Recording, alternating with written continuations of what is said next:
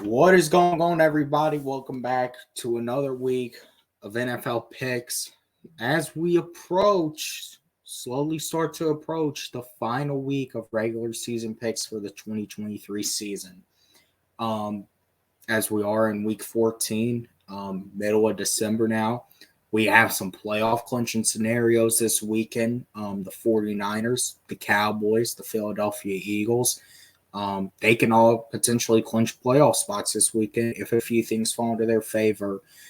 So we're going to talk all about it, every game. Got some good games this week, some games that were hard to pick, as you do every week.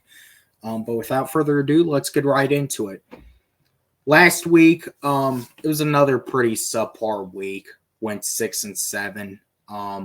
Overall record 117-76. I haven't had a really good stretch here, so you got to finish off strong with these picks. Lock of the week 9-4, and upset of the week 4-9. I really don't know why I was thinking picking Pittsburgh as my lock of the week last week. Really, I just didn't see a certain lock of the week other than that game. But yeah. Bye weeks. This is the final week of bye weeks. We've got two teams on their byes. Washington and Arizona, both teams that the season's pretty much over. This bye just, kind of, I guess if nothing else, just booking your flights to Cancun is all you're doing over this week for those two teams. All right, now getting into the actual action. Thursday night football. We actually finally had a great Thursday night game last week. This ain't going to be the case this week. New England has had an awful season, maybe tanking, some can say. Look, that game versus the Chargers last week, they just couldn't get anything going on offense. They didn't even score a point. Pittsburgh, they just got upsetted by Arizona. Kenny Pickett's going to be out in this game. Bailey Zappi starting. So talk about a quarterback matchup there. Mitchell Trubisky and Bailey Zappi. Man, listen, this is obviously not going to be a good game by any stretch of the imagination. But I'm going to go ahead and pick the Pittsburgh Steelers. I just feel like, them being at home, that ultimately is what gives it to them. I think I could honestly see New England now, being honest, actually going in here and getting an upset. But I just think, man, Pittsburgh, they're at home. They do have the more stable team. I think they should win this game. But, man, this just feels like one of those games that's going to be an absolute mess. Moving into the Sunday window, you have the Houston Texans 7-5. CJ Stroud, we all know the great, amazing rookie season he's had. You got to give it off to DeMeco Ryans for the job he has done. He should definitely be in the coach of the year conversation. Going to face the Jets, who, are an absolute mess. I don't think anyone has to really explain it. This New York Jets team is absolutely awful. I think the Texans should go in here and take care of business. I think that offense, I think you'll see another, pretty average day from that offense. I think CJ Stroud is another good game. But, man, the Jets don't even know what they're doing at quarterback. So I think you just got to pick the Houston Texans here. Pretty obvious. Next game. Pretty good game, actually, when you look at it. The Rams, they've won, I think, 3 straight games now. And they head to Baltimore to face the number one. I don't think they're the number one seed in the AFC. I think that's actually Miami. But the Baltimore Ravens have, many can argue, been the best team in the AFC all season. Man, they're coming off that bye week. They're really looking to make a run at this thing. It's in Baltimore, and I think that's where you just have to give the edge to the Ravens, that home field advantage. You can definitely see the Rams, making it a game a little bit, or you can maybe also just see the Ravens just dominating this type of game. Maybe this is a come down to earth moment for the LA Rams. Even the great job Sean McVay's done there. You have to acknowledge that this Rams team just isn't some of those same Rams teams of a couple years ago that were in the Super Bowl and won the Super Bowl. And the Ravens are definitely that. The Super Bowl is somewhere they're looking to get this year. I got to pick Baltimore in this one. Next game, NFC South matchup. Carolina Panthers, 1-11 Carolina Panthers at the Saints. The Saints are 5-7. I would assume Jameis Winston is starting this game. Listen, these are two absolute dumpster fires.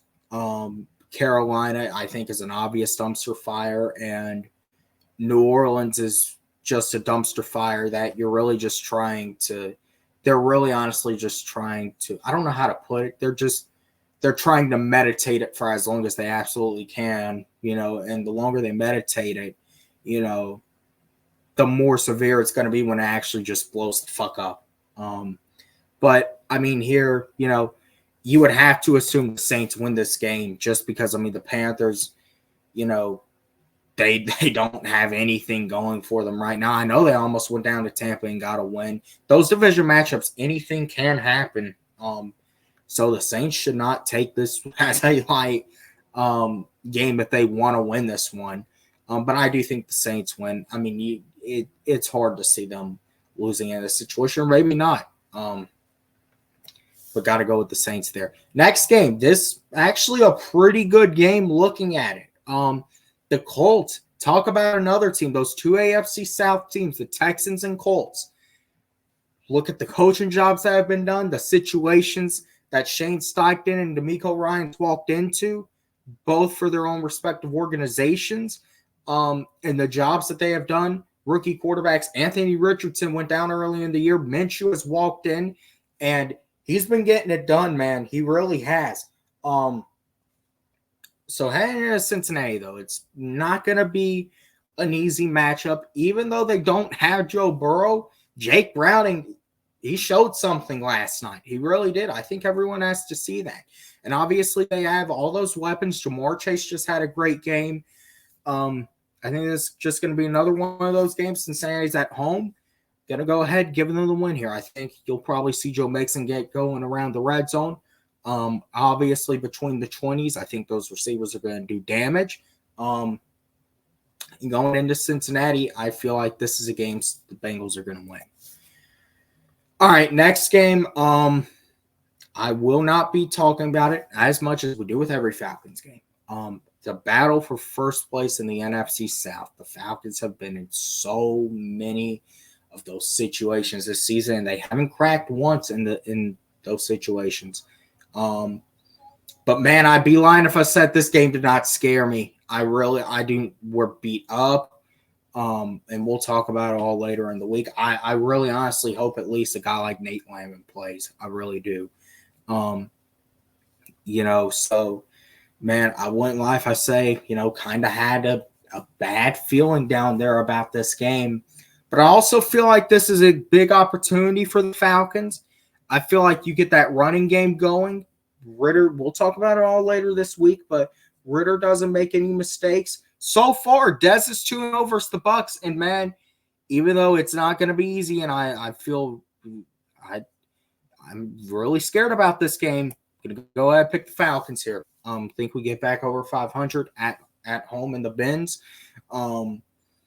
It is definitely probably the best place to be headed.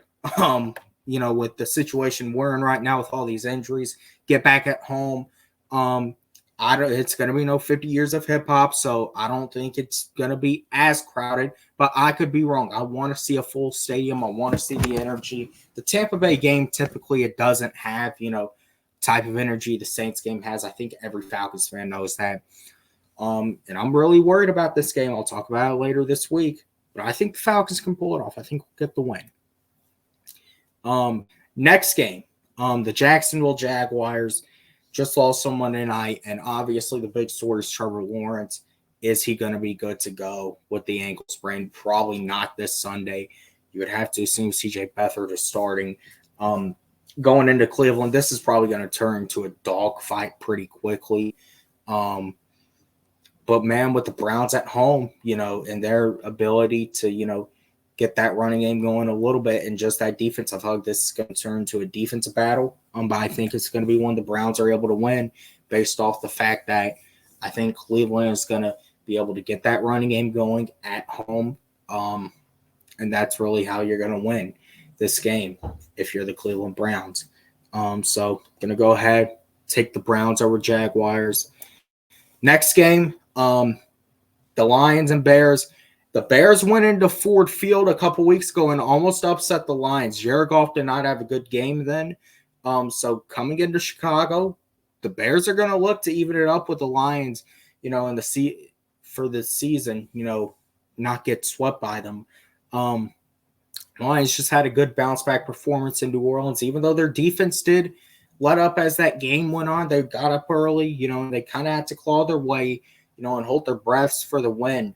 But I'm going to go ahead and pick the Lions here. I honestly feel like, many of these games, I feel like, this is another one. The Bears could pull off an upset here, but just got to go with the Lions here. I think, they're on an inside track, I really feel like, to wrap up that NFC North title in the next few weeks. So I definitely think you have to look at it and say Detroit, they're looking to finish the season off strong. They're not out of it yet, I think, for the number one seed contention in the NFC, even though it's probably a long shot for them at this point. I'll go ahead and pick the Lions here. Next game, heading to the 4 o'clock window. Seattle and San Francisco. 49ers won on Thanksgiving night 2 weeks ago. So Seattle's going to look to split the season matchup here in San Francisco. But, man, I just feel like you have to go with the 49ers here. I could honestly see a scenario where maybe Seattle pulls it off, but then again, probably not. I just think the 49ers, I honestly think, man, when they have it going, it's going to be very hard to stop them. I think they got a game with the Ravens in a few weeks, maybe a potential Super Bowl preview you're looking at. I think that's on Christmas night, actually. That should be one hell of a game, but man, it's just hard to see really anyone stopping the San Francisco 49ers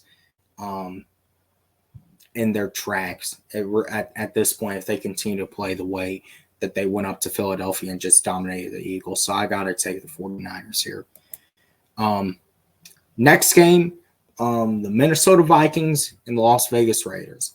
The Vikings, Raiders, two teams both coming off their byes. The Vikings, the Josh Dobbs experience or roller coaster, whatever you want to call it, it died down those past few weeks heading into the bye week. The Raiders with Antonio Pierce, they got a good head start. But when they first fired Josh McDaniels, brought him in as interim, but these past few weeks they've also come down to earth.